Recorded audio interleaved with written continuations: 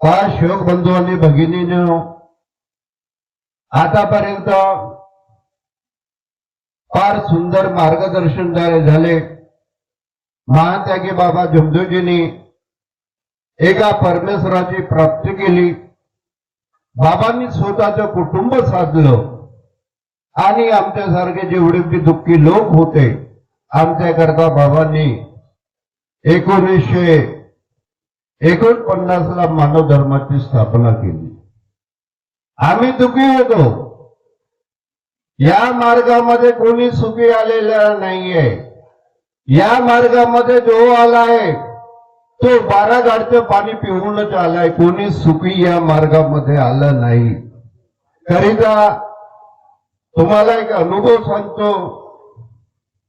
आज भूतपातावरती फार मोठं हे चाललं. महात्यागी बाबा जमदूजीच्या कुटुंबामध्ये 1933 पासून 1945 पर्यंत भुताडकी होती.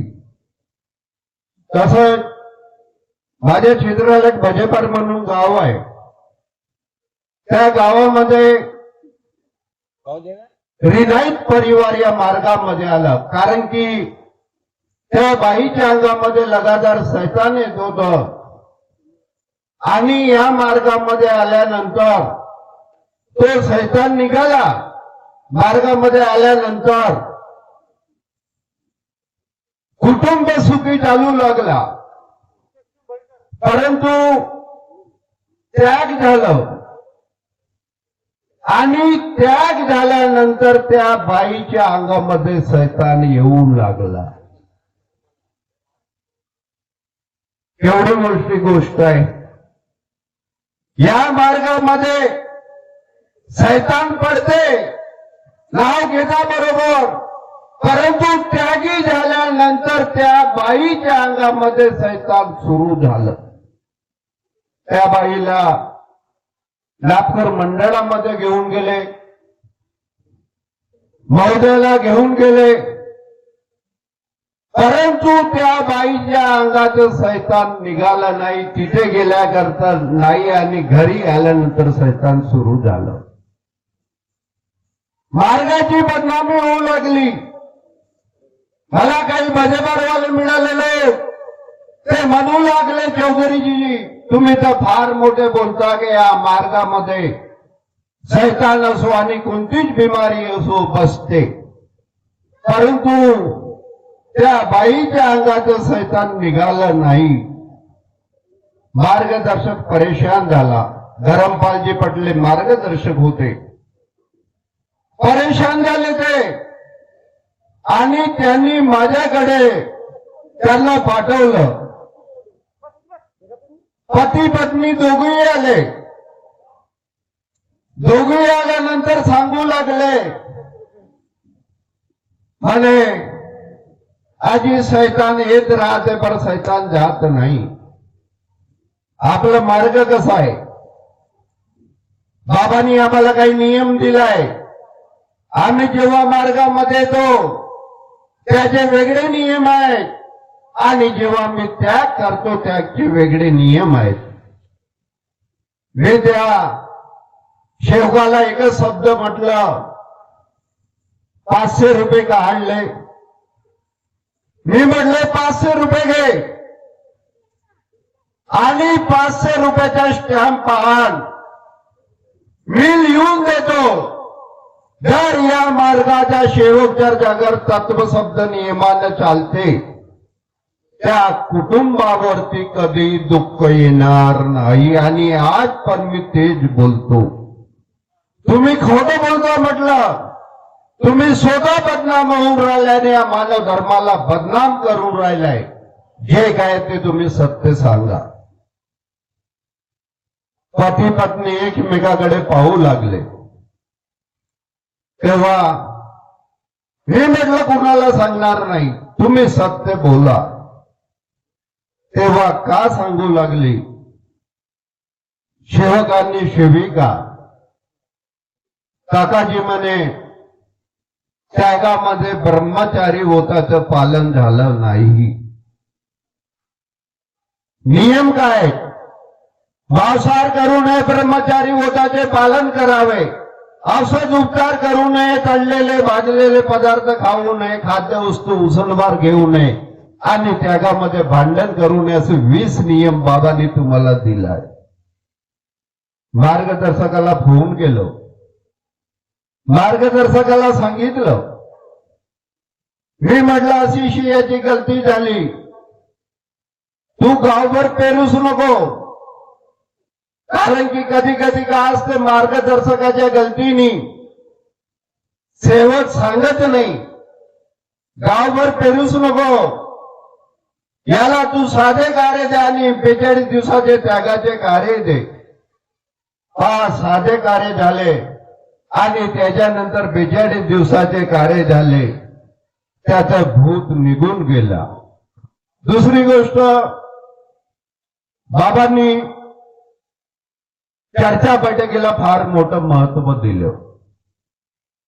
परंतु आज आम्ही स्वतःच्या दुःखाकरता मार्गामध्ये आलो, कोणाला पाहून आलो नाही. परंतु आज काय होऊन राहिलंय, एका गावामध्ये 2-2, 3-3 चर्चा बैठक होऊन राहिल्या आहेत. हे कुठपर्यंत सत्य आहे? भगवंताची चर्चा बैठक आहे, 1.5 किंवा 2 तासाची चर्चा बैठक राहत असेल, आपल्याला तो सेवक का करते का आम्हाला त्याच्याकडे नाही पाहायचं. आम्ही का करून राहिलो, आम्ही 1 उंगली त्याच्याकडे दाखवतो पण 4 उंगली आमच्याकडे आहेत. आम्ही स्वतःच्या कुटुंबाकरता आलो, स्वतःच्या दुःखाकरता आलो. तर आज मी तुम्हाला या क्षेत्राला आग्रहाची विनंती करतो, ज्या गावामध्ये बी जर डबल चर्चा बैठक असेल, एकत्र बसा. कारण की आपण महान त्यागी बाबा जुमदोजीचे सेवक आहोत, कोणी मार्गदर्शकाचे सेवक नाही आहोत, हे लक्ष ठेवा. मग आमची एकता कुठे दिसेलो? आज एवढे दुकानदारी खुलून राहिलाय, त्याच्याकरता आम्ही जबाबदार आहोत, त्याच्याकरता आम्ही जबाबदार आहोत. त्याच्यावरती एक छोटीशी कहाणी सांगतो मी तुम्हाला, कारण की माझ्याकडे बी वेळ नाही, 5ला कार्यक्रम बंद करायचा आहे. एक धोबी होता आणि त्या धोब्याच्याकडे एक गधा होता. तो का करे, सकाळी आपले ओझं घेतलं आणि त्याच्यानंतर गंगाजीवरती जायचं, त्याचे असंच नित्यनेम सुरू होतं, असंच सुरू होतं. आणि त्याच्यामधून तो आपलं पेट पाणी कसं भरे. एक दिवस का झालं, एका दिवशी गधा मरण पावला. धोब्याला फार वाईट वाटलं, म्हणे ज्यांनी दिवस रात माझी सेवा केली, त्याच्या भरोश्यावरती मी आपलं परिपंच चालवलं आणि म्हणे माझ्या गधा म्हणे मरण पावला. मनामध्ये विचार केलं, म्हणे गंगाजीवरती जायचं, मुंडन व्हायचं. त्याला दुःख पुष्कळ झालं आणि तो बिचारा रडत रडत गंगाजीवरती चालला. तेव्हा गावचे काही लोक मिळाले, अरे धोबी भाऊ म्हणे काहून रडते? आजी तुम्हाला सांगू का, आजी म्हणे प्रजापती सोंडू महाराज मरण पावले म्हणे.